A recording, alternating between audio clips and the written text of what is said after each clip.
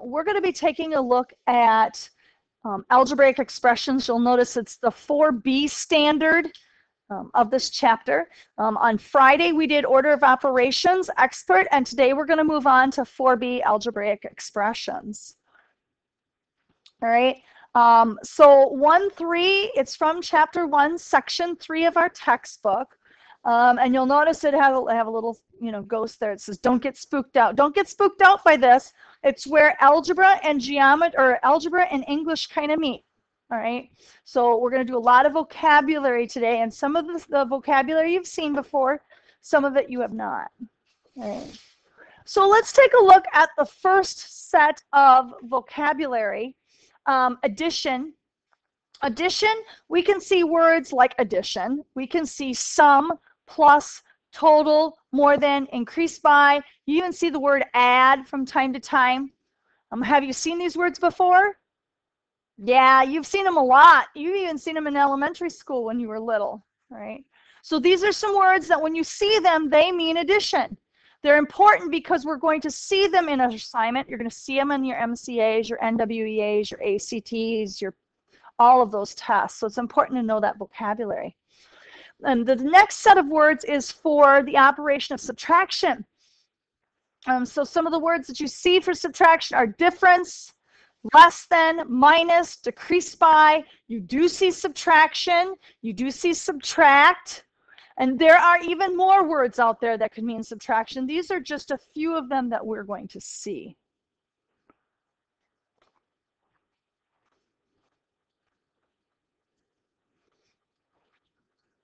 The next grouping of words are multiplication words. And you're going to see multiplication, you're going to see multiply, you're going to see times, product, multiply by, of. A lot of times we miss the word of. It's little, and so we don't think it has much. But it does have quite a bit of power. And finally, the last grouping of words is division. We see division, we see divide, we see quotient, we see divided by, divided into. And again, there are other words out there also. These are just a few that we see when we look at division. Question?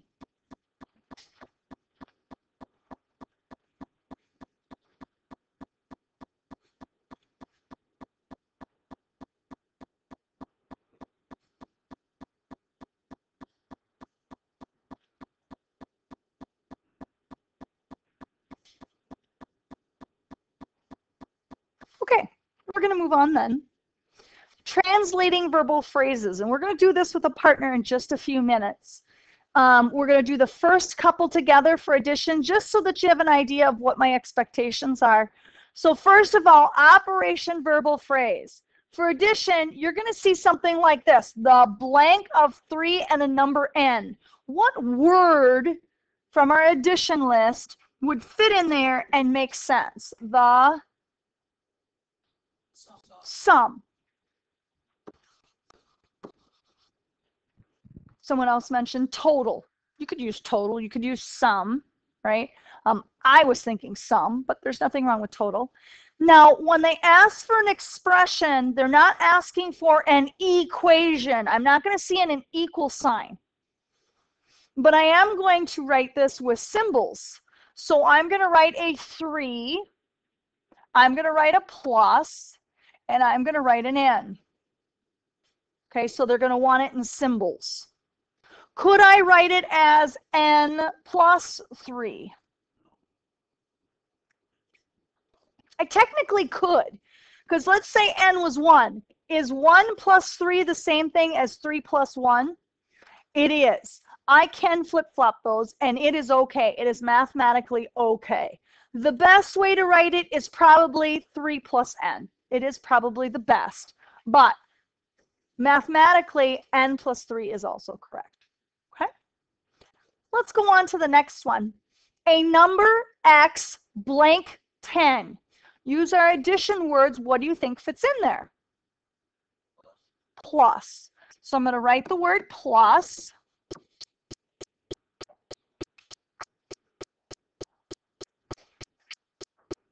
And then using symbols, I'm going to write x plus 10, which makes sense. Could I write 10 plus x?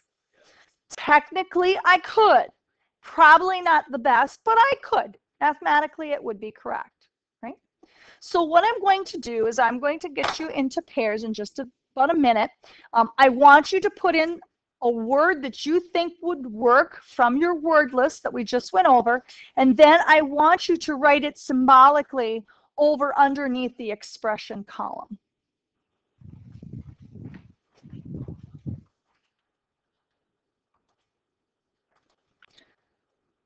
Okay, so we just got done getting into our groups with our partners.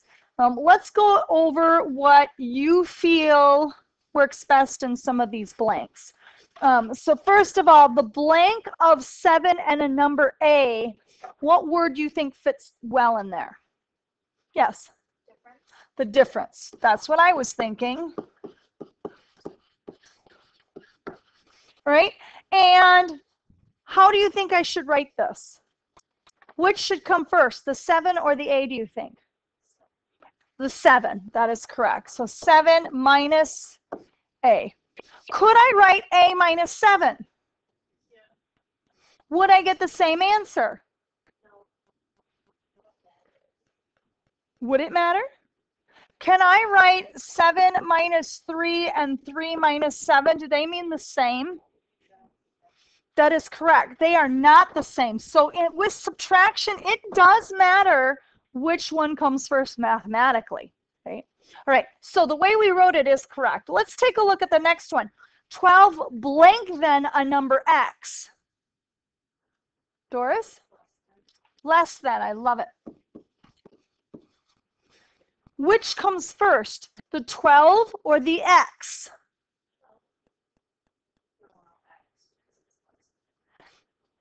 Yeah, and that's a trick. I'm glad you said that. When we see the words less than, we actually flip-flop the order that we say them in. Okay, so it's going to be x minus 12. So make sure that you star that, highlight it, because that is a tricky one, and you are going to see that a lot. So whenever you see less than, the thing that comes first, that actually goes toward the back of the minus sign. Right? Let's look at multiplication.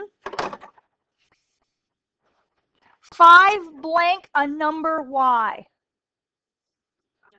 Times. Excellent. Now, a lot of students like to write it this way. What's wrong with doing that in algebra? Yes. That is correct. You might mistake that as an x or a variable. So we don't want to do that. When we do algebra, we write it as 5y. You don't need a dot. You don't need a star. You don't need an x. It's just 5y. Okay? And the 5 comes first, not the y. Some kids, what they'll do is they'll say y5. You don't do that. It's like saying, oh, I don't know, Barack Obama, and you say Obama Barack. Yeah, some of you are smiling. It's awkward, isn't it? Yeah, it's first name, last name. It's Barack first, right? So very similar to this. We have the 5 come first. All right. All right, let's take a look at the next one. The blank of 2 and a number n. Product. Very good. And so I'm going to write that as what? 2n. Very good. Again, I don't need a dot. I don't need a star. I don't need an x. And the 2 comes first. Right? Questions on these so far? Let's look at the last one, which is division. The last couple, I should say. The blank of a number a and 6. Quotient. That is a word that a lot of students forget. And they don't like it. It's a Q word. We don't like Q words, right? They're not toward the beginning of the alphabet. It's the small section in the dictionary. But it is, and it makes you sound important, doesn't it? The quotient. All right, now, when we do these, does A come first or does 6 come first? A comes first. So I can write it as A divided by 6, or I can write it as a fraction. I can write it both ways. And don't get scared of fractions. It's just a fancy division problem. That's what it is. All right, the last one, 8 blank into a number Y. Divided. Which one comes first, 8 or Y?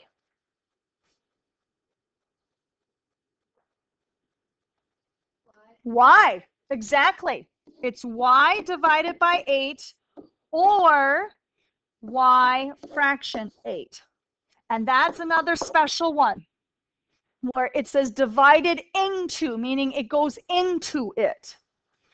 Right? So be careful because that can be kind of tricky for students. Any questions on these? This is where English meets math. All right.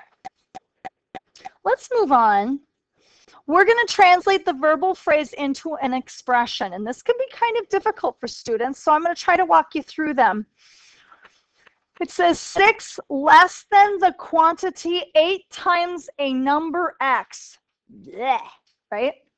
First of all, let's underline some of our operations. What's one operation word? Yes, less than. And what does that mean? That tends to mean subtraction. That's correct. Do you see another operation word? Quantity. I'm going to circle that one because if I look at quantity, is it really addition, subtraction, multiplication, or division? It's multiplication. Is it? Look at your list ones. Do we see quantity?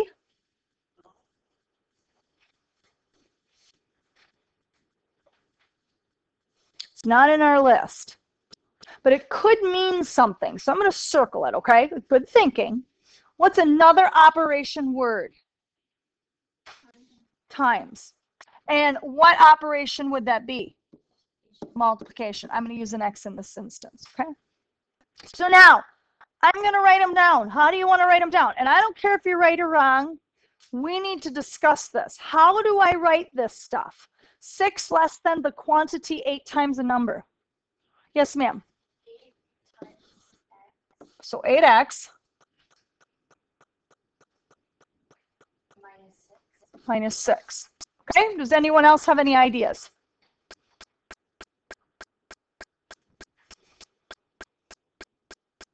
You think she's right?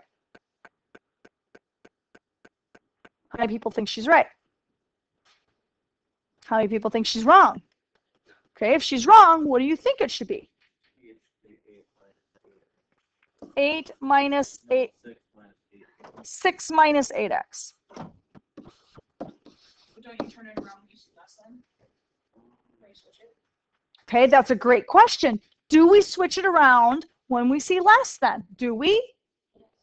We do. So I'm glad you did that, right? Because that's pretty common. The 6 comes first, so why wouldn't it? There's that tricky less than, isn't it? Yeah, so that's great. Good discussion. I like that. This is correct. And we talked about the quantity. In this example, the quantity, we don't have to do anything about it right now. Later on we do. So just hang on to the idea of quantity, and we're going to revisit a little bit later. Okay? Let's go to the next one. 2 times the sum of 5 and a number A. Let's underline some words. What word would be good to underline here? Yes. Times. Excellent. And times means what? Very good. It means multiply. Do I have another operation word? Sum. That is correct. And what operation would that be? Very good. It's addition. So let's brainstorm. What do you think we could write for these. Yeah. 2 times 5 plus a, like that. Okay? Does anyone have any other ideas? I'm not saying it's right. I'm not saying it's wrong. I'm just saying we got something out there on the table. Yes.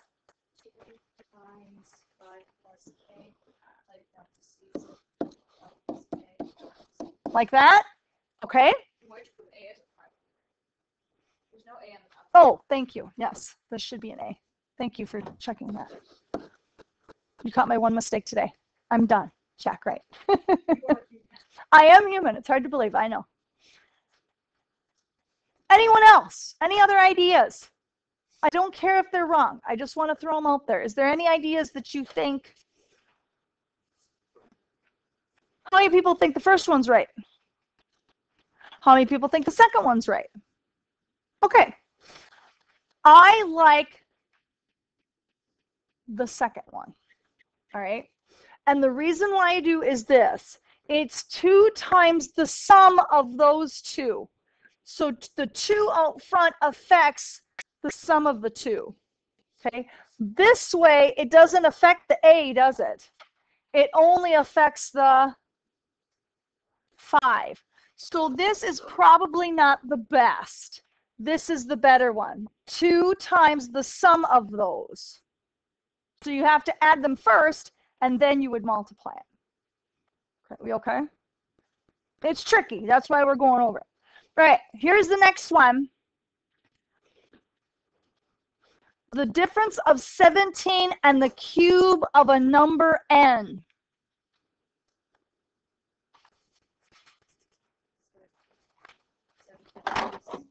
(17 minus n). I don't. What's a cube? What do I do? It's a 3 where? On the top. Like this? Okay. So difference, you say, means subtraction. Cube, that's a weird word. Okay, what number pops into our head when we see cube? A 3, right? A 3. All right. Any other options? Any other things you think would be better? Again, I don't care if you're wrong. Does anyone have any ideas? How many people think she's right? How many people think she's wrong? Do you switch it around if it's the difference? That's an excellent question. Do I switch it around when it's the difference? Yes, no. I see no. When do I switch them around? When it's less than. That's a great question. We do not switch them around. 17 comes first, then the n, because it's the difference, not less than. Okay, so those are good questions. We okay? Questions? All right, let's move on to finding the unit rate. Now, this is where math meets everyday life, right? You're going to go to the grocery store and you're going to buy 3 gallons of milk, but I want to know how much per unit or per gallon. So what do I need to do to find this answer? Yes. Excellent. $9.15 divided by 3. So if I do my math, I get 3.05. What label would I give it? $3.05 per gallon. Excuse me. Questions on that? Notice that I didn't just put down an answer. Make sure you show how you get your answer when needed. Okay. Let's take a look at the next one. I traveled 420 miles in 3 hours. What are we going to do? I'm going to divide, which is the fraction bar, right? But I'll write it out as a division problem. So I get 140 what? miles per hour. Oh, mph, right?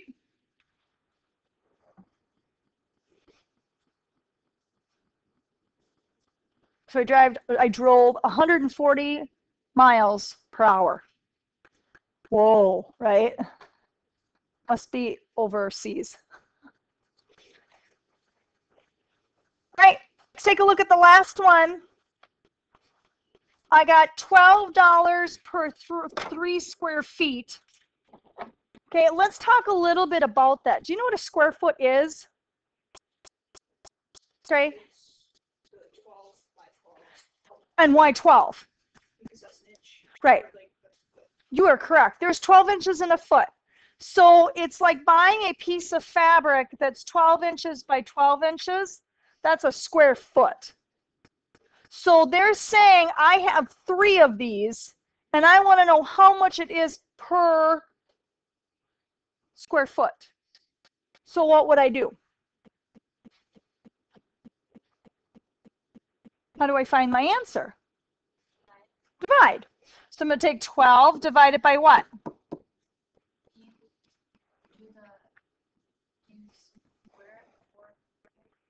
That's a great question. Do I square it? They're saying I buy 3 of these for $12. Do I need to square anything when I do? I don't when I do the problem, but I do when I put my label on, right? Okay, so 12 divided by 3 equals 4. So it's $4 per square foot. And that's a great question because you're right. If I was going to convert it into inches, I could have a problem. But I'm not converting it into inches. I'm still leaving into feet squared. Right? And technically, do I buy fabric in feet squared? No, we usually do it in yards, right? So many yards. Okay. Excellent. Very good job today. All right, let's go on then to our assignment. It's going to be on page 18.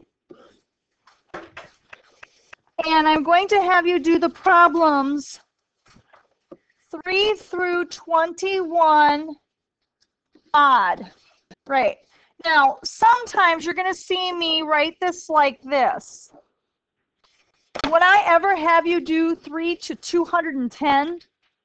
No, that's goofy, right? Number one, our book doesn't go up that high. And I'm mean, but I'm not that mean to give you that many problems. That would be crazy, right? So just be careful. If I put an O like that, that does not mean 210. All right? It means odd. All right, so what I'm going to have us do right now is we're going to open up our books and we're going to take a look at some of these problems together, and I'm going to show you how I want you to put them in your homework.